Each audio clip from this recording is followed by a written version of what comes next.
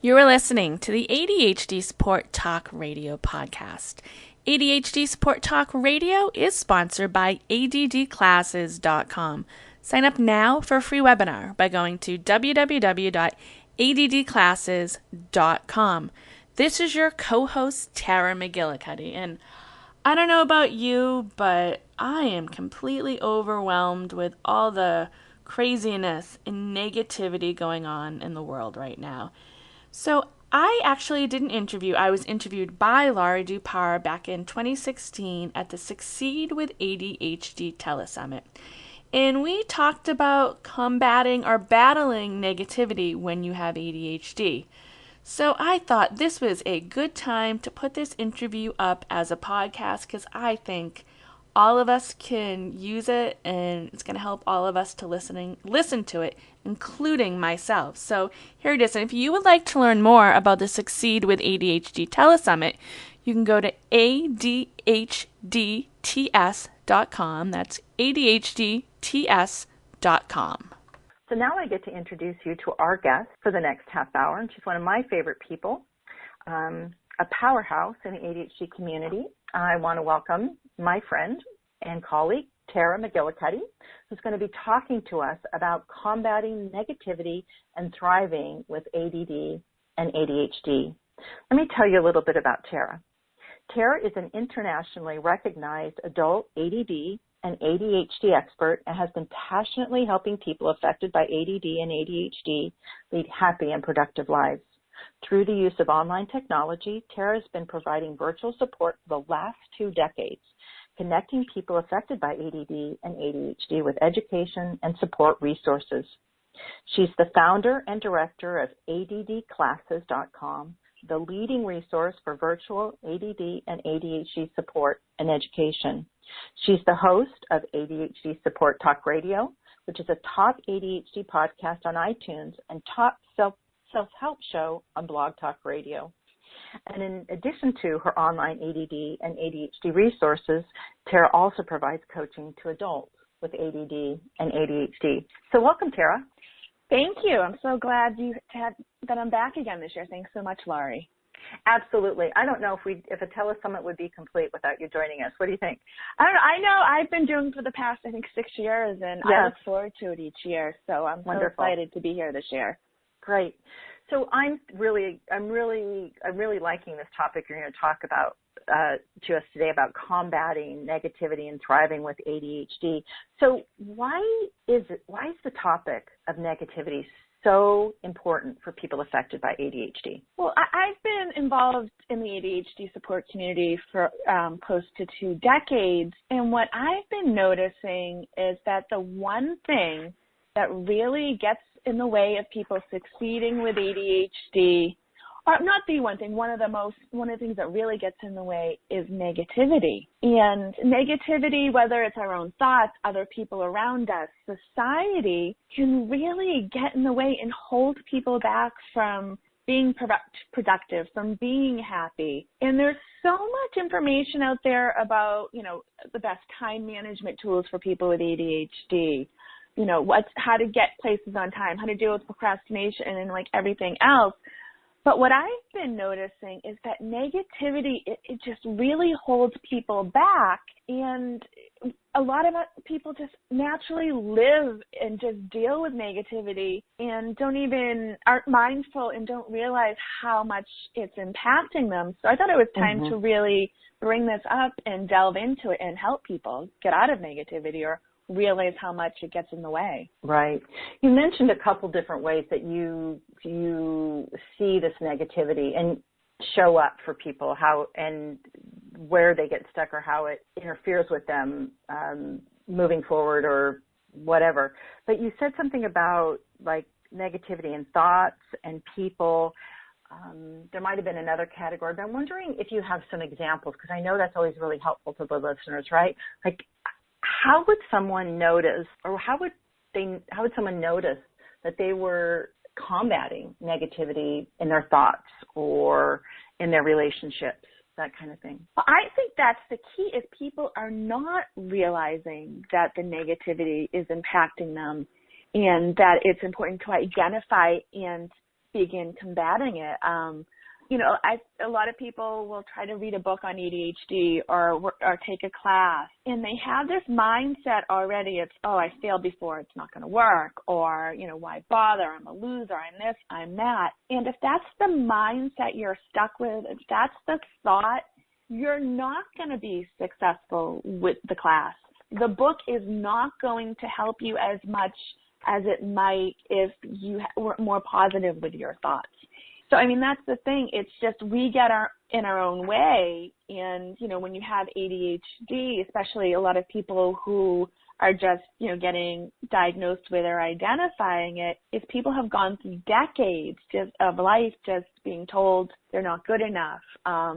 And then that becomes their natural thought pattern, and almost like your brain kind of shuts down and you don't give yourself permission, or you don't think you don't believe that you're capable of being successful. So that's the big thing I find is your own thoughts, the person's own thoughts, the negativity, and just, I think, stopping and realizing, oh, am I being negative? And I know myself, I look back, just 5 years ago, I was more negative than I am today. Not that, I never have a negative thought anymore, but it really impacts everything in your life, the way you think about things, your own negative thoughts.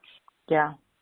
So what you were saying was that being aware that you have a tendency to see things from this negative perspective, or is one of the first things is people to notice that they may be having these thoughts of, like, they constantly are thinking, oh, I'm going to fail, or I'm not good enough, or that's not going to work out for me. That's something that people may notice if they're sort of stuck in this negativity cycle, for want of better words, that kind of thing. Yes. Yeah. What would they notice in relationships? Because I'm hearing from what you're saying that this can really impact how we personally feel about ourselves, even our ability to take in information that may help us change the way we do things.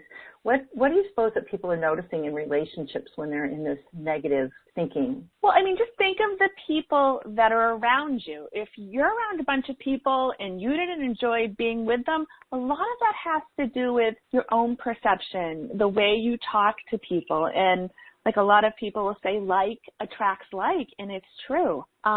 So like the people, and sometimes it comes back to your own thoughts. It's like, oh, people hate me, they don't like me, I'm not good enough. And a lot of it has to do with the way you're interacting with other people. And it's people, and we end up attracting people into our lives, whether it's a romantic relationship, people at work, colleagues, friends. And take a look around the people in your life. If they're negative, if they're into drama, if they're always, agitated, more than likely that has a lot to do with your own thoughts and the way, you're dealing with the other people. Not just, there's always going to be someone in our life that just rubs us the wrong way, no matter how positive we are. But a lot of it goes to the way you're interacting with these people, your own thoughts, and how you're dealing with other people. Yeah.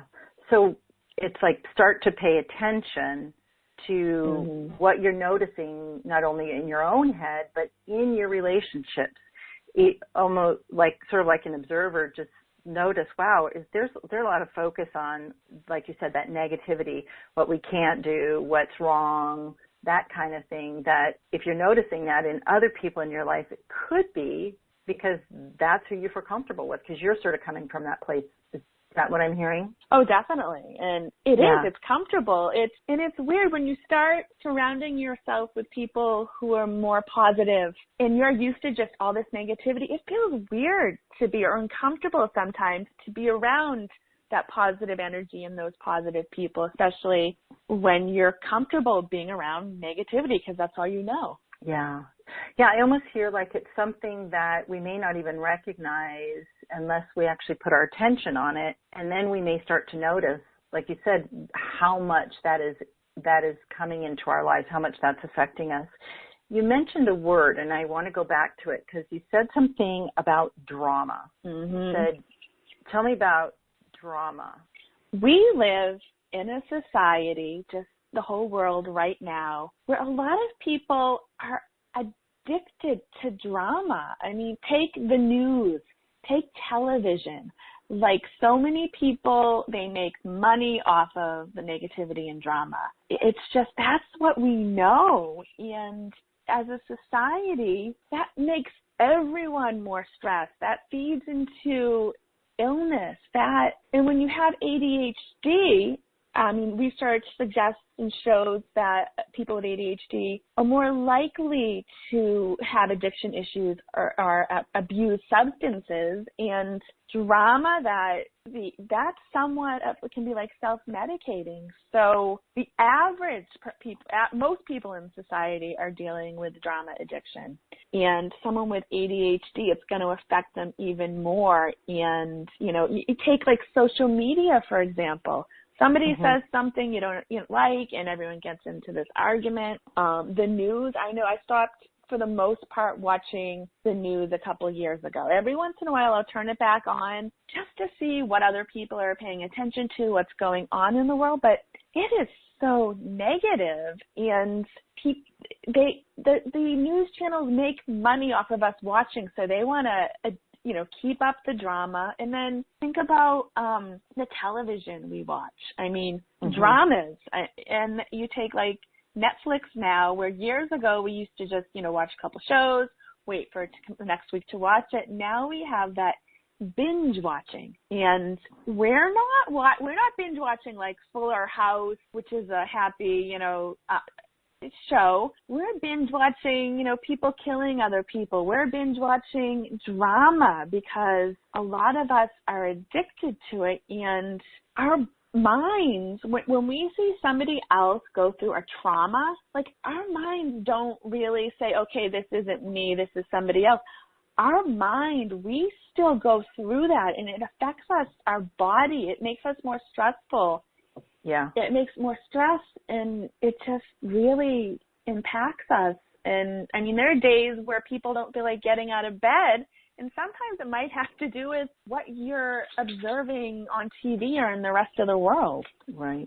Yeah, I love that point that you bring up, that we need to be also aware of where in our environment some of that negativity is coming from. And just as part of the media that they've definitely feed into are that sort of risk-taking, that excitement that happens when there's that sort of drama thing going on. And our bodies do respond to that in sort of a fight or flight response. And we can actually, doing that as a way of life can really drain our body and affect us in our health, our physical health. Yes. Yeah.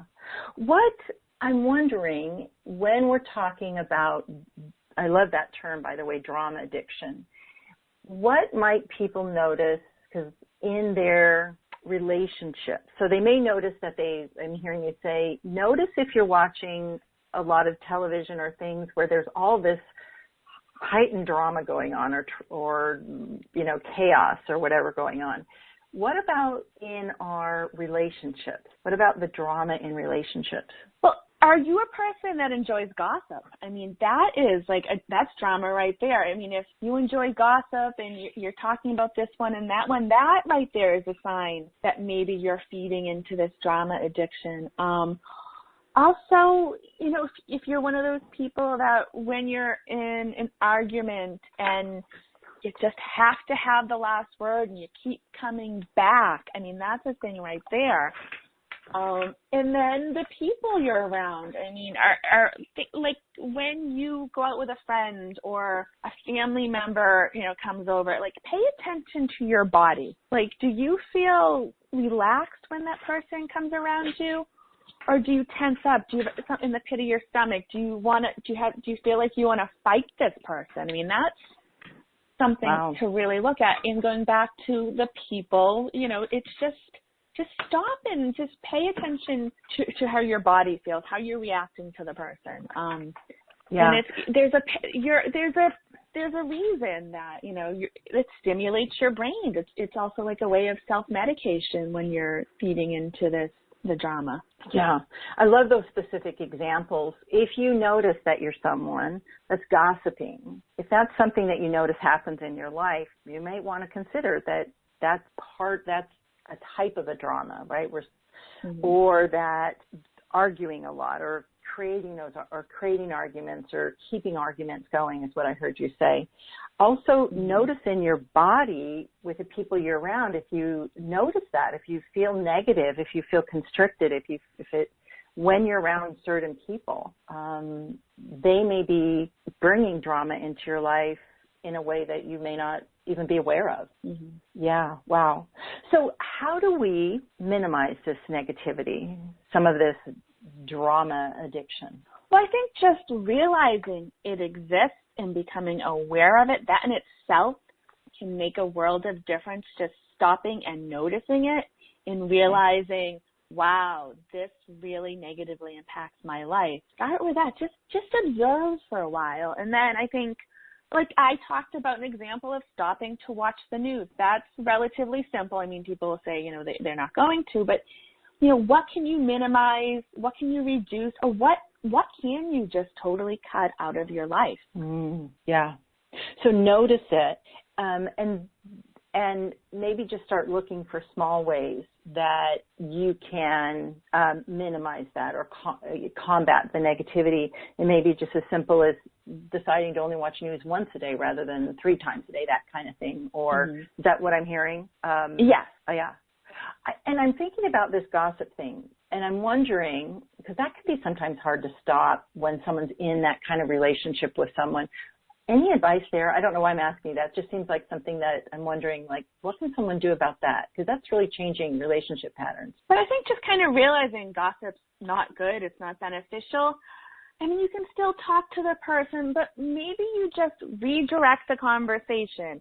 When somebody's talking about this one did that one, this one's sleeping with that one, maybe just kind of say stop. And you bring up something that brings you joy, that brings you happiness, that still stimulates your brain, but in a good way. But just, I think, noticing, and gossip, it's very natural for a lot of people. And just realizing that it's not beneficial, and it can get in our way and cause more negativity and interfere with us being happy and being productive. Yeah.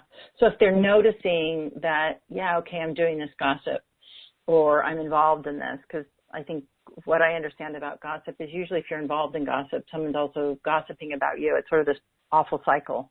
Is to actually consider that, know that that's happening, and even come prepared with a upbeat topic to change it to if you notice the pattern of the conversation going into that. Yeah. What's the difference? Or just get up and leave, or leave the conversation too. I mean, but I think just realizing that it affects you. Yeah. So absolutely okay to leave, or to excuse yourself, or to say someone, I need to get off the phone now. What about even just telling someone, you know what, I'm just trying to stay out of the gossip?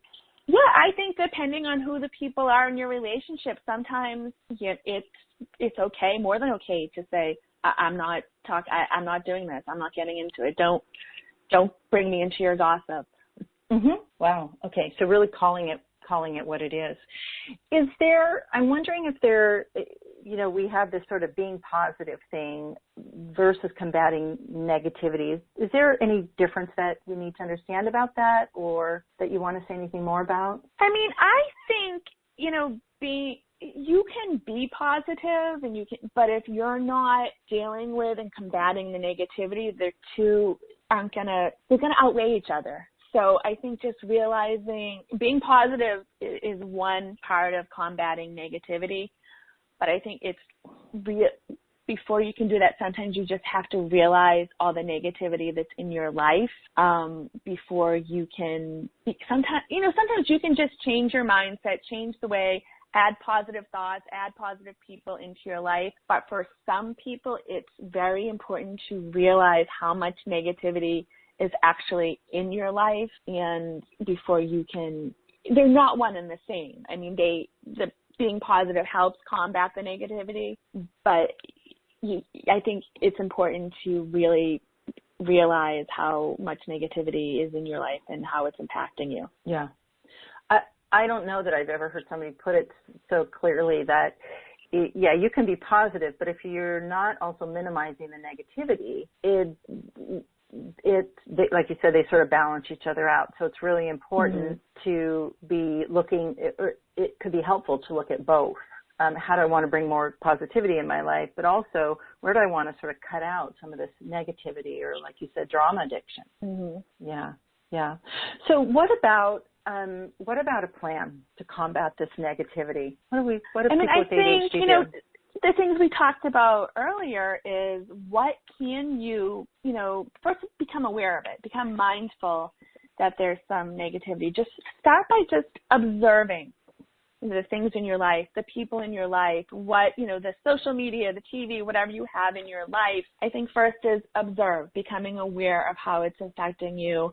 And then also kind of like when you minimize distractions in your life, what can you minimize, reduce, or just get rid of altogether? I think just the biggest thing is the awareness of it. But yeah, you can have a plan. And, if this is something that you're saying, oh my gosh, this is me, don't be afraid to get help from somebody else, whether it's a mental health professional, working with an ADHD coach, because one of the things when you work with a coach is the coach will help you reframe things and will mirror back to you when you're being completely negative and it's not good for you. And when you join any type of support group, be aware that if all you're around negative people in a support group, that's not helping you, that's hurting you. So maybe instead of an ADD support group, join like a focused productivity group or a group that that focuses on something positive instead of focusing on the problem.